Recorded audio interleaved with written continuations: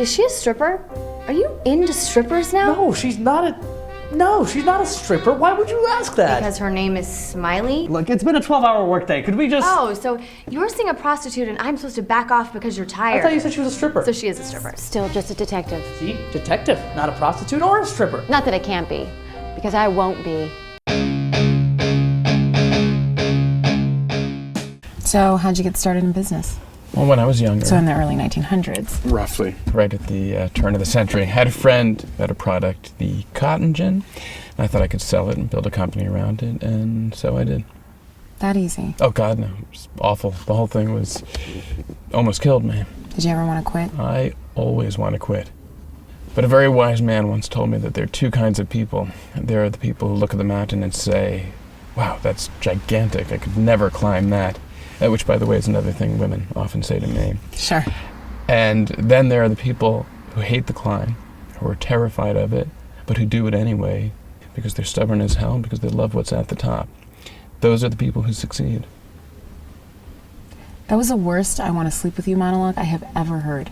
I have an actual I want to sleep with you monologue in my wallet, but I thought it'd be too forward.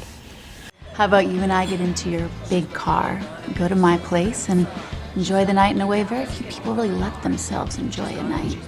And in the morning when I kick you out, and Jack, I will kick you out, you can go to a coffee shop or a basement or wherever it is you do the thing you do. And while doodling almost creepily detailed doodles of our doodly wedding, you can go ahead and study your little heart out.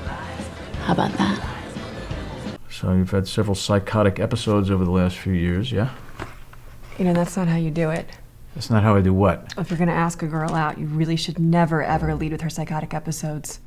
We hate that. And yet that's how I met my wife. You're married. I was. What happened? Made a mistake. What? Got married. Yeah. So what, you were institutionalized once too, huh? I was held overnight in a mental health facility. I take it back. This is working for me. They said that you might be bipolar. They said that you were convinced that someone else was in the room with you. You know what? Let's just skip the dinner. Let's just go back to your place. So you taking your medication? I was 18. A boy broke my heart 2 days after my father died of, ironically, a heart attack. It was stress. Are you feeling any stress right now? Trying desperately to resist your charm. That's stressful. Holy shit, in. BRYN. It was viral marketing. They said they would make the lawsuit go away. Oh, well, it does make me feel better that you sold us out for money. What was I supposed to do? None of you came rushing to help me, did you? I mean, Jack said he would help me, but then he forgot all about it as soon as he got out here, and he could afford that absurd car. You're actually turning this around. It's our fault that you did this. You were supposed to be my brother. You knew that I couldn't afford a lawsuit on my own. But what did you do? You just lectured me as usual. Just once, Aaron, just once, I would love to hear you say, I'm so sorry to hear you're having problems. What can I do to help? But you are the least helpful person I have ever met. Look where you started from. All of you, you were like a bunch of puppies who were looking for someone to teach them how to... What do puppies do? Bark. Bark! You were looking for someone to teach you how to bark. You were useless. You were gonna fail. Now, I don't care how good C3D is. You have to be ruthless to survive in this business. Now look at you. You're all grown up. We've done things none of us are proud of. And yet, here you stand with an auditorium full of people who are just begging to throw you money. You've done things you're not proud of? Good. That's business. That's how you bark. Well, we appreciate that, Mr. CORVEL. Thank you for that lesson. You're welcome. Now we're going to teach you how to bite. Is that right? Yeah, that's right. We've all met someone we knew was perfect, only to discover we didn't know anything at all. The infatuation fades, the rose-colored glasses come off, and suddenly we're somewhere we never thought we'd be. I missed you so much. I miss you too.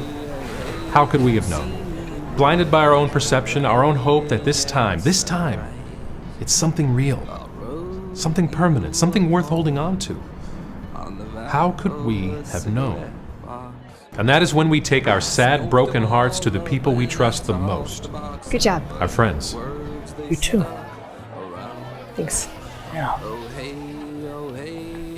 The people who will listen to us whine without ever once saying what they're thinking. Who didn't see this coming? But what if that didn't have to happen? What if we could take that outside perspective, that bit of knowledge unclouded by hope, and use it before another heartbreak sets us on the path to the monastery? And that's what our product is all about.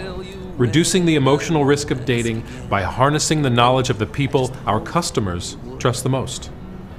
Their friends.